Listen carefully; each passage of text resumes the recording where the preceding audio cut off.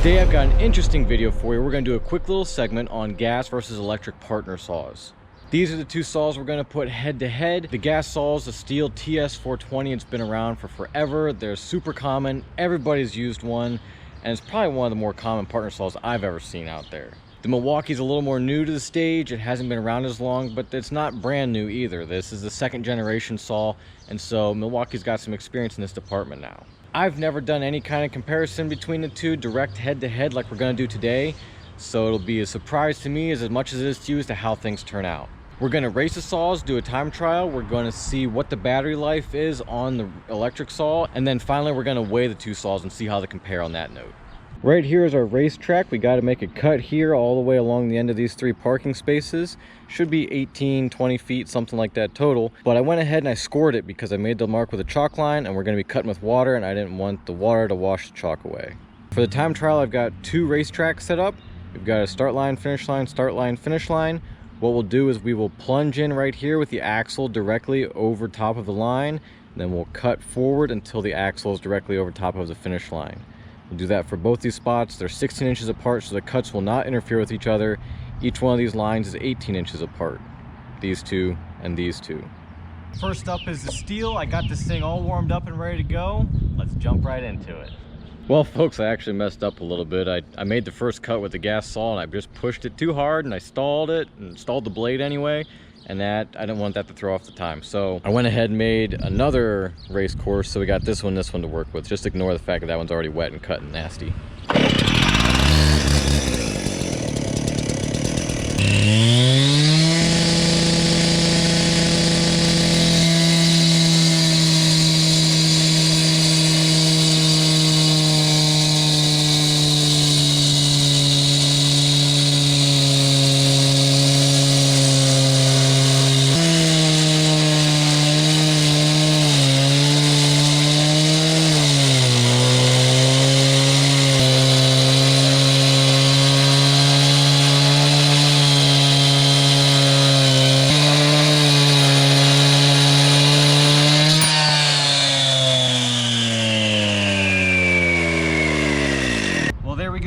That run went much better. I think we'll use the time from this one. Next, we'll do the electric. This one doesn't take any time to warm up though.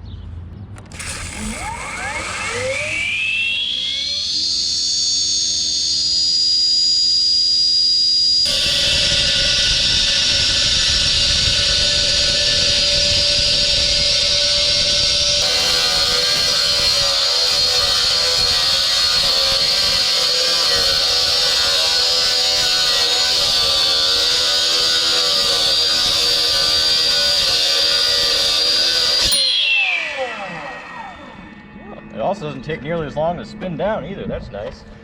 Something else I really love about this, though it's not like a game changer, but it is really handy, is this saw automatically turns the water on and off for you, which makes just one less thing you got to worry about. So now out of these two, we have the winner for which one cuts the fastest. Something that's noteworthy, I think, is that you have to listen to this saw to know how much load it has on it and how hard you can push it. This saw you can listen to, but it's harder, and you kind of have to watch the indicator light on top. This light turns green when it's got an appropriate amount of load on it. It turns red when it's got just about too much load on it, and then just like the gas saw, the blade will stall when you put way too much load on it. Next, we're going to test the battery life on this thing. I got this whole cut to make, and then if it makes it through all of that, which I have no idea if it will or not, we're going to turn the corner here. I got to make a cut all the way up to the house over there.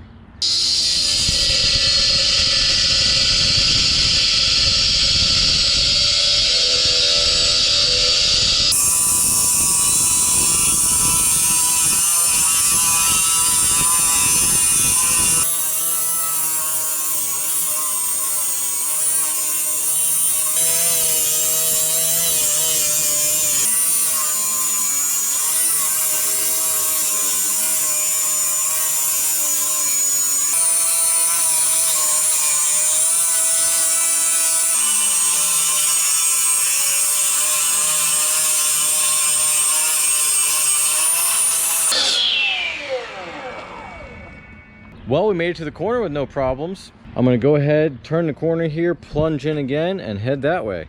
For reference, the indicator shows 2 bars. Yep, Still got half battery.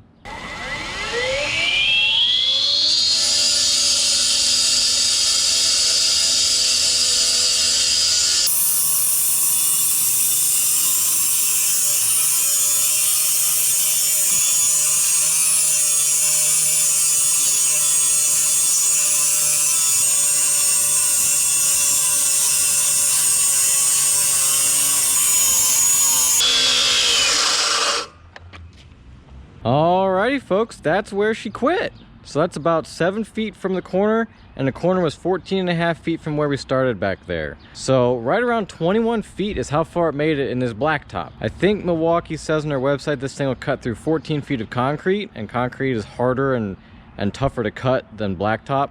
Blacktop still has aggregate in it, so we are still cutting hard stuff. I didn't really know what to expect because I don't have extensive experience with battery operated partner saws, but I'd say I'm pretty impressed with that. I think it did pretty good. When you buy this thing, it comes with 2 batteries, so you could, in theory, cut 40 feet of cut in blacktop with it before needing to recharge. It also comes with a supercharger, and I haven't timed it to see how fast those recharge. Maybe I'll do that just to give you guys that information as well. But I'm pretty satisfied with it. I'm gonna go ahead and finish making these cuts, and then we'll weigh this thing when we get back to the shop.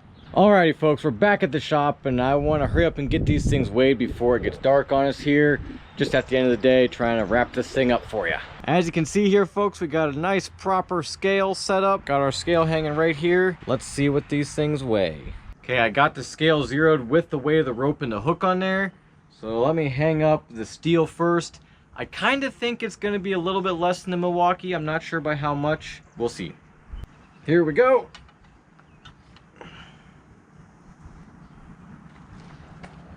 Alright, this one here says 26.8 pounds it looks like.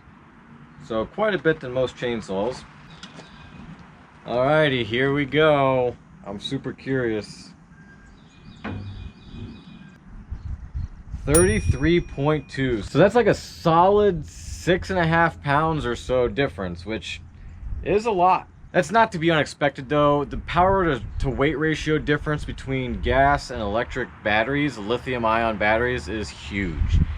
1 pound of gas contains the same amount of energy as 14 pounds of battery. So it's really quite phenomenal that they're able to get gasoline type power out of only 5 or 6.5 pounds of difference. I'm quite impressed with that. It is still a lot. If you were going to be using a saw all day long, I definitely choose the gas saw. But this is close enough that it might just be worth keeping in the truck. For what I do, I just need a little cutting here and there, and it's so helpful to not have to carry gas around. I know gas doesn't seem like that big of a deal, but when you only have it for this saw and you only pull a saw out once a week or even once every 2 weeks at best, it's just easier to not have to carry gas in the truck. If you're curious about why this thing isn't so much heavier with the difference between gas and electric power to weight ratio that I mentioned, it's because gas engines can only use like 25 to maybe 30% of the energy that's in gasoline. So that kind of brings the equation down by a 3-to-1 ratio and puts it closer to like 4-to-1 effectively usable energy in gasoline to usable energy in batteries, because all of the energy in batteries is usable. Well, at least most of the energy in batteries is usable. Actually, you know what? I'm not even smart enough to comment on that. Talk to an electrical engineer. They'll know more. Well, that about wraps things up, guys. Thanks so much for watching. I hope you enjoyed this video. If you think it earned it, hit that like button. It helps the videos do a lot better, and it helps the channel, which helps me make videos for you guys. I really enjoyed making this video. I hope you enjoyed watching it. I love you guys. We'll see you next time.